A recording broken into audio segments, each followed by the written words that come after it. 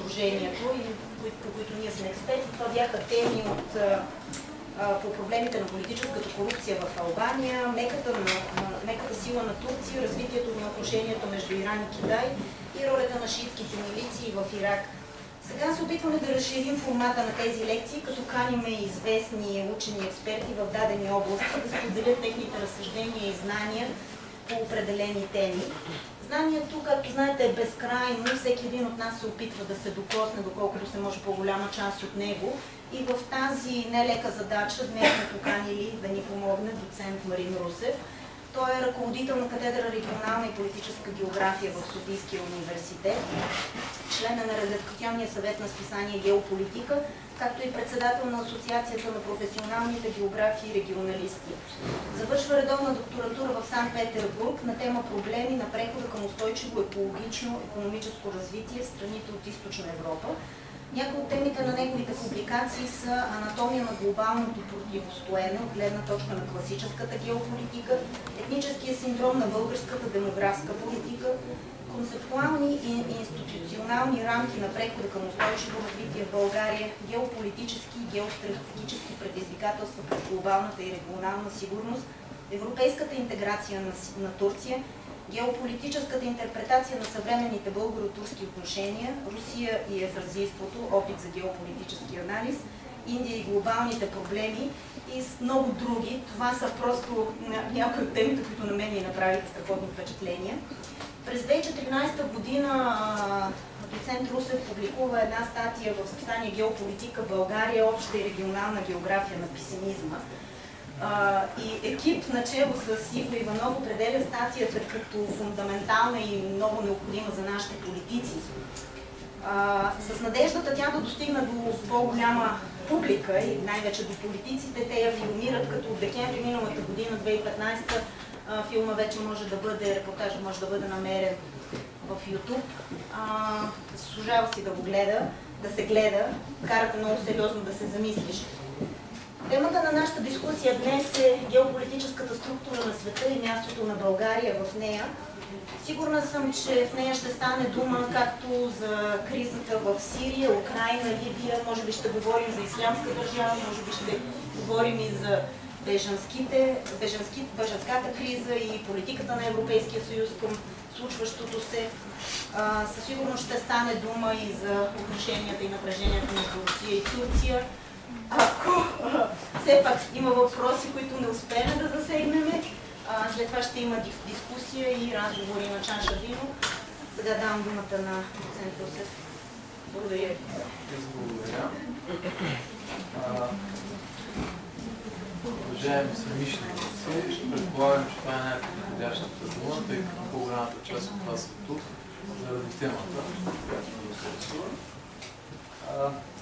Искал да започна с това, че ако в една Япония в последните близо 70 години около 65 от тези 70 следвоенни години са свързани с много интересен факт, който трябва да отдадем на нещо, което след малко ще наричаме изток.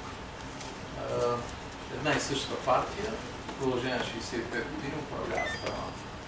Либерално-демократическата партия на Япония управляват страната 65-70 години. Това не означава, че там има някакви минуси. Няма как да управляват. Има се свободни избори, хората сами си избират една и съща партия.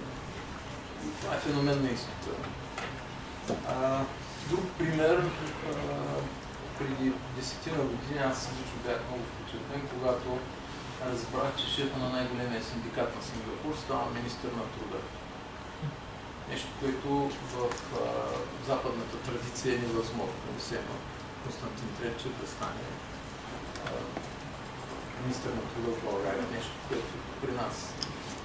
Но на изток се смята, че един и същи човек може да свърши това, което вършат двама в България. Двамата в България, един е шефа на синдиката, другия е министър и, грубо казано, трябва да си противоборстват с идеите, как единия да защитава интересите на държавата, другия да защитава интересите на трудещите се. на изток, обаче не смятат, че е проблем, че един и същи човек може да направи компромиса сам, да намери средната линия. Всичкото това на фона на над 80 правителства за същия период в Италия. И също това на фона на факта, че западният човек че може да бъде представен с локмен на главата сам зарел погледа някъде през песента, която слушаме вероятно. Докато изтока малко повече обича други неща. Площадни, такива големи събития, култове към личността, култа към нацията, култа към религията, култа към партията, култа към вожда.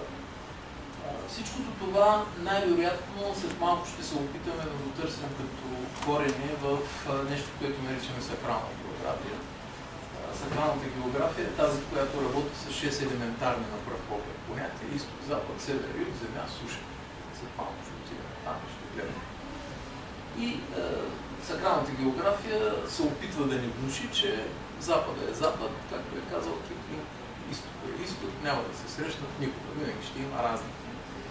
Тези разлики лично аз си ги представям, примерно, в светът на скръпта, в източно пространство и в западно пространство е различен. Едното място е бяло, другото място е черно. В идеята за търсенето на разликите между изтока и запада, вероятно трябва да се върнем в праисторически времена и да разберем защо в нито една религия изтока не е отбелязан с лош знак. Аз съм живял във времето на социализма, когато си спомням много добре, че думата "загниваш Запад" беше много масово използвана. Между другото, тя и сега се използва. Не е съвсем забравена, защото видите ли са променени обществените условия. Никога не съм чувал при живота си, някой път съм чувал словосъчетанието "загниваш изток", нека да ви кажа, но в религиите няма такъв момент. Запада да е с добро, пък изтокът да е зло и точно обратното е. Аз си го представям с праисторически времена, в които всяка сутрин слънцето от изток е подавало нещо добро на първите хора и те се запомнили, че от тук идва нещо добро. И всяка вечер забелязват с ужас, че царството на злите сили умъртвява това чудесно нещо, което ги спасява от студа, от дивите животни и така нататък. В този смисъл трябва да се каже, че когато говорим за геополитика, много често използваме фриволно понятието геополитика, понякога е много лошо го смесване с понятието геостратегия. Понякога едва ли не всичко не се струва геополитика. Може би има известно основание това, че голяма част от нещата, които правим, всъщност са пространствени неща и няма как да не забележим, че те се развиват на различна основа. Изпреварвайки далеч това, което искам да ви кажа накрая, искам да ви кажа, че географията може да обяснява феномени на електоралната география, на политическия живот, като например феномена Бат Сали, като с 400 гласа успява да стане депутат, а пък Антон Кутев в Силистра, мисля, че с 8000 гласа не успя да стане. И се смята, че това е висша несправедливост. Аз ще добавя много такива неща, но в опит да покажа, че географията в българското общество като че ли много дълго, прекалено вече дълго време, държи скрити запаси и не успява да покаже истинската си същност. Българското общество е твърдо убедено, че географията е това, което колко дълга реката и колко висока планината. Долу-горе това е в българското общество, масовото съзнание. А пък аз много бих искал да ви кажа, казал съм винаги на лекции, че когато бях в трети курс студент, за първи път аз разбрах, че географията не е само дължини и височини. В въпроса на един наш много известен социалистическо време професор Игнат Попов, който каза, който като ми изпитваше, зададе въпроса: "Кажете ми, другари Руси", тогава така се говореше, защо в Добрич, т.е. в Тулбухи, тогава се нарича Тулбухи, да се произвеждат обувки. И аз, може би, за първи път тогава се смутих в смисъл такъв, че това е нещо, което не може да се отговори по друг начин. Аз колко говорих трети курс, защото го пише във вашия учебник. Какво друго да говори третокурсник, но това, което той подаде като отговор на въпроса си, беше изключително важно за мен. Той каза, защото в Добруджа има тлъсти черноземни плодородни почви. И никой не може веднага да схване разликата, трябва да се учи много география, за да се схване разликата, т.е. обяснението. Значи, според него, черноземните се свързват с зърнопроизводство, зърнопроизводството се свързва с говедовъдство, свиневъдство. Какво да правим с кожите? Няма да ги носим чак до Видин, каза той, да ги преработваме по-добре там, на място, иначе транспортните разходи стават излишни. Много такива примери мога да дам, дори с шоуто на Слави, когато се наричаше Куко. Имаше случаи, когато, за да си обясним това, което става, Слави Трифонов играеше винаги дежурен образ на Чукча, който много дълго време му се обясняваше, той много дълго време мислеше и накрая винаги задаваше такъв смешен въпрос. И в случая му казват на това в географската наука се нарича иконография и му разказват за Киплинг, за Маугли, за джунглата, за Царлъв, колко е страшен във лъв, каква грива има, какви остри ногти, как страшно реве и също царя на животните. И Чукчата слуша и най-накрая казва, а има ли големи рога? Той не може да се представи това пространство, ако не го сравни със своето. Тоест, искам да внуша на уважаемата аудитория моето усещане, без да го разбирате хубаво, че географското съществува във всеки един от нас, независимо дали сме ходили на училище, независимо дали познаваме, сме чували думата география, ако ще и простици без образование да сме, ние никога не разсъждаваме антигеографски. Ние се насочваме там, където географското положение е най-благоприятно за въпроса. Никога няма да отидем в края на Люлин и да потегнем ръка, да отидем до Подлез, да отидем до метро, винаги усещаме. Тоест, ежедневно ние се задаваме въпроса къде ще свършим нещо, което днес сме решили да правим. И в този смисъл много други науки използват географското, практически. За голямо съжаление обаче, аз вече десетилетия го наблюдавам и не виждам как може да се измени лесно, се отнасят с пренебрежение някои от тях към географията. Дори и гордите социолози след избори, нищо, че преди това се казва, че това не е за география, след това слагат карта за гърба си и казват, това е крепост на коя си партия, това е крепост на коя си партия. Географията е дялан камък, тя може да поема всякаква наука, да я представя на пространствена основа и да се получава най-различни съчетания, там където и геополитиката всъщност, като пример. Значи с медицина дори може да се смесва географията, получава се медицинска география, тя не лекува, но тя показва къде от какво трябва да се пази, къде какво е типично. Няма как лесно да се внуши на български лекар, че медицинската география е нещо важно, ако ние само му задаваме въпроса тръгвам за Ангола или тръгвам за Виетнам, кажете какво да правя. Той казва, ако е за Виетнам, ето това трябва да се имунизираш, а пък ако е Ангола, друго трябва да правиш. Долу-горе, в този смисъл се получават невероятни комбинации между география и икономика, геоекономика, между география и физика, геофизика има, геохимия на ландшафтите има, много науки. Разбира се, има сигурно и науки, които трудно можем да покажем географско присъствие, но даже това, че формите на управление на изречението от запад на изток в Европа се променят плавно от управление на изречението чрез предлози към управление на изречението чрез окончания.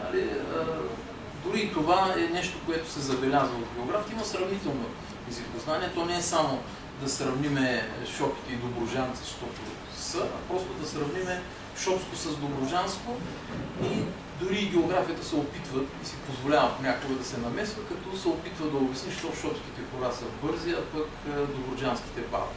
Чрез пространство. В никакъв случай няма да видите никога географ, който когато казва всичко е география, да не признае, че всичко е физика, всичко е биология, всичко е история, всичко е математика и така нататък. Така че лошото, което мен винаги ме е боляло, че географите си признават, че крадат чужди идеи, слагат ги на пространствена основа и правят направление в своята наука. Рядко обаче наблюдаваме същото нещо, или не много често по-скоро наблюдаваме същото нещо обратно. И така, стигаме до мястото, където виждаме как в вековете много дълго време постепенно се развива географското познание, успоредно на него много дълго време политическото познание и в един определен момент се появява, сега според руснаците се появяват едни други хора, според германците Рацел е първият, който започва да говори за политическа география. Но за Русия това е много типично. Русия е открила доста неща преди западняците, обаче не ги е развивала. И първата парна машина не е правена от Джеймс Уайт. И първият самолет не са летели братята Райт първи. Но това са неща, които са се случили в дълбочината на Русия, която никога не е успяла да развие и да разкаже на света идеята, че е възникнала. Понякога за десетилетия по-рано се го прави. Но не са имали подходяща социална основа да развият идеята. Тамошният помещик знае, че нещо е станало, но няма да каже на господаря си, защото се притеснява, че нещо в неговия живот може рязко да се промени и няма да го каже и така се остава. И до ден днешен в Урал се въргалят едни чаркове на първата парна машина в света и тя не е придобила известност. Защо го казвам това? Защото според много изследователи, първи руснаците използват думата политическа география, Рацел го формулира в книга, но това, което първо германците правят, геополитиката се появява в, така да го наречем, пространството на Мител Европа, на Централна Европа, там където започва движението на такива полезни идеи. Очевидно е, че трябва да се опитаме да погледнем как се получава тази фабула от география към геополитика и към геостратегия. След това ще разгледаме, разбира се, света.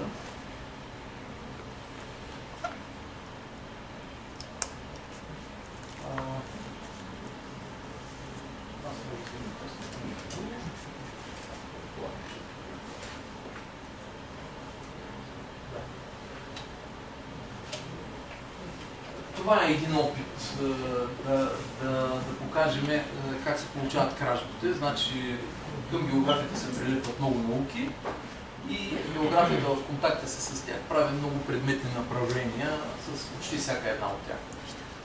За изучаващите география знаят какво страшно нещо е така наречената математическа география, наречена картография. Примерно, тук ще видим. А резултатите са долу като проекция в това, което се получава.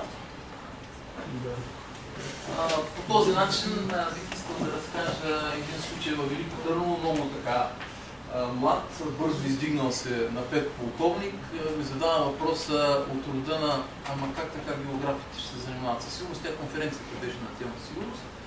И аз, понеже го знам, че години наред и аз и той ходим в Търново на конференция и му обещах, че на следващата година ще му представя нещо, което да покаже защо географията се занимава със сигурност. И накрая стигнахме до елементарното.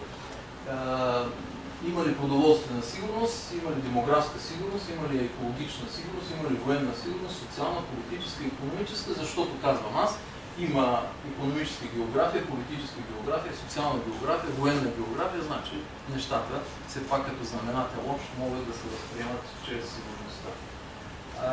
Отново искам да повторя, че е трудно да се повярва, че който и да е географ ще настоява, че няма друго обяснение. Тук сега ще вървим към неща, дето от гледна точка на историята, която аз изключително много уважавам и даже мога да кажа, че ми е първата любов в науката, но не се получи когато кандидатствах. По отношение на историята мога да кажа типичен пример за това как геополитиката е, как да го кажа, не икономическото, не марксистското обяснение на историята. Пример, историците казват, Първата световна война е започнала, защото един застрелял друг и застрелянето се оказва престолонаследника на Австро-Унгария. Това е историческото обяснение, защо започва войната. а пък географите имат друго. Географите, например, много смело задават въпроса, защо няма световни конфликти преди 19 век, преди 20 век. Очевидно нещо географско се случва с уплътняване на пространството и това води до световни глобални конфликти. Иначе другото, което може би ще забележите като типично геополитическо, политико-географско обяснение в историята е, спомнете си големите конфликти от историята, Рим срещу Картаген, Елада срещу Персия, италианските градове държави срещу Османската империя, Австрия срещу Франция, Англия срещу Германия, Съветския съюз, сега Русия срещу Съединените щати. На пръв поглед това са епизоди от някакви случващи се неща. Даже казваме, че това противостояние по време на Студената война, защото имало противостояние между две идеи, капитализъм и комунизъм. Аз съм съгласен, но просто искам да проследим по-далече исторически и да видим, че всъщност това е просто поредната форма на противопоставяне между изтока и запада. Защото ако се гледаме внимателно в тези посочени примери за конфликти, винаги от едната страна стои образа на монгола, на татарина, на конника, на номада, който овладява пространството в началото с коне, камили, после с влакове и танкове. Нали? А от другата страна стои друг типичен образ, това е образа на викинга, на пирата, на човека, който овладява пространството, търгува в пространството, воюва в пространството чрез кораба. И ако се загледаме в тези примери, ще видим, че от едната страна винаги има номад, от другата страна винаги има моряк при тези конфликти. Според географията, според геополитиката, според политическата география, световните конфликти започват, когато собствените пространства на тези два доминиращи образа вече започват да не стигат. И започва едно типично комшийско заглеждане в паничката на другия. И в този смисъл глобалните конфликти може би са резултат именно от това. Пак повтарям, нямам никакво намерение да внушавам, че само това е истина. Няма друга истина. Напротив, в науката, вие всички сте го забелязали, за едно и също нещо съвсем спокойно можем да приемем като правдоподобни 2, 3 и повече версии дори за обяснение, както е случая с Първата световна война. Един друг подход, за да видим къде се намираме, география, обществена география. Обществената география, да го наречем, е тази част от географията, която е неприродната география. Има много наименования за обществена, социална, социално-икономическа, хуманитарна и така нататък. Част от нея, може би, с всичките условности е културната география, част от нея е политическата география. Тук по-скоро бих искал да погледнете огромния спектър от проблемни направления, научни направления, интердисциплинарни направления, до които се допира географията.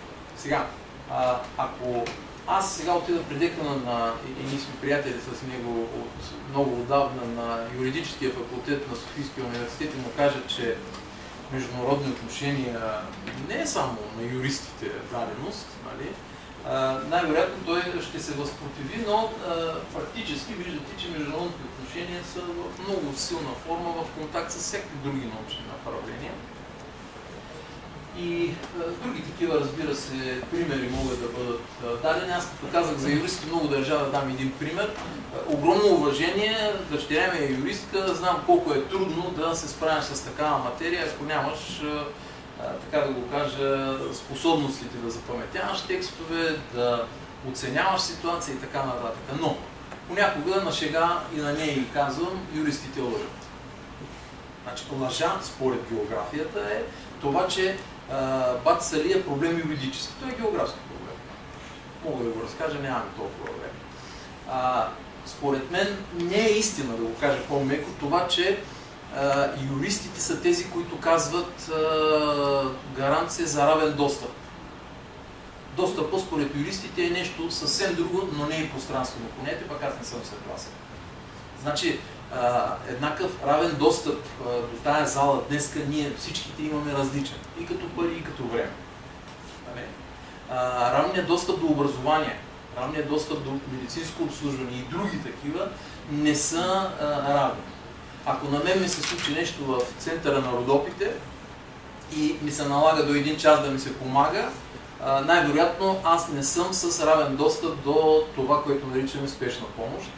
За разлика от това, ако ми се случи нещо такова в центъра на Пловдив или в Смолян или нещо по-различно. Тоест, достъпът е пространствено понятие, в никакъв случай не отричам другите аспекти на достъпа, които са социални, икономически, политически и така нататък, но това е по-скоро отново един рефрен в непрекъснато повтаряната от мен болка, че географията не е достатъчно добре разбрана от обществото. Между другото не е така в други държави.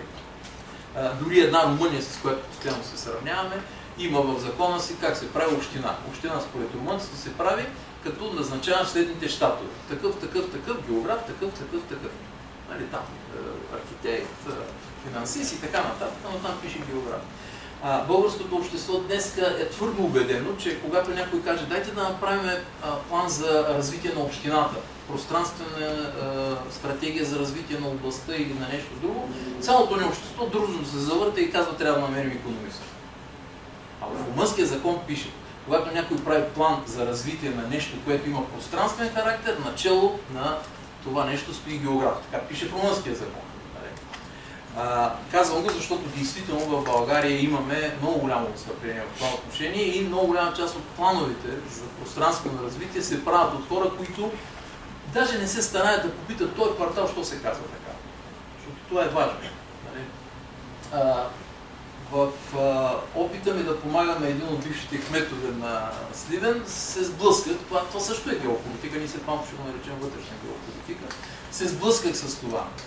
Значи повикан съм да помагам, изследвам цялата територия, между другото много е приятно да се работи с електорална статистика, защото няма по-подробна регионална статистика в България, освен електоралната статистика. Там знаеш по махали, по училища, по райони за гласуване, всичко знаеш.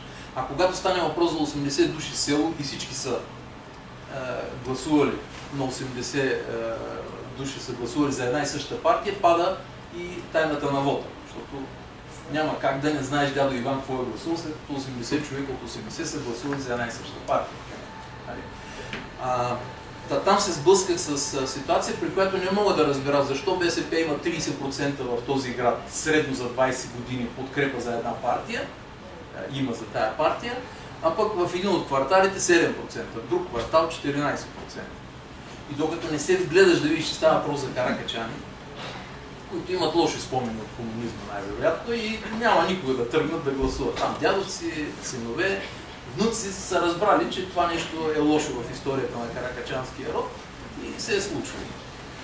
В този смисъл казвам много примери, за да може да се разбере, че даже веднъж пътувах, аз често пътувам за Смолян и съм шофьор на двама професори, отзад те спорят. Единият е юрист, другият е политолог. И сега кой според тях трябва да води, непрекъснато спорят, местно самоуправление? Кой да води местно самоуправление? Значи за тях географа е шофьор, той в момента ги кара, изобщо не се сещат за география. Но там се спори политолога или юристи трябва да водят местно самоуправление. И в крайна сметка, това местно самоуправление на различните места в различните държави е различно. Значи местното самоуправление на бедуините в пустинята и местното самоуправление на англичаните с шерифската институция са различни неща, не заради друго, не заради прищявки, заради пространството, което трябва да се самоуправлява. Казвам тази пъстър палитра от примери, за да се разбере защо има толкова много контактуващи си, свързани думички, свързани с какви ли не, на пръв поглед не географски, но в някакъв смисъл опиращи до пространствено обяснение. Например, може географията да обяснява защо в равнината се гласува малко по-наляво в политическия спектър, за разлика от планината, която малко по-надясно обича да гласува по време на избора. Има и такова обяснение, без да се претендира за абсолютизъм.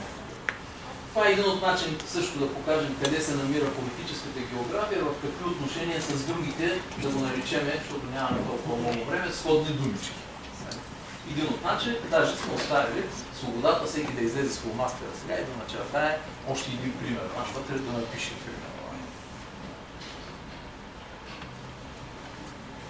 Сега за геополитиката, обикновено добрият вариант да разграничим стратегията и политиката са, че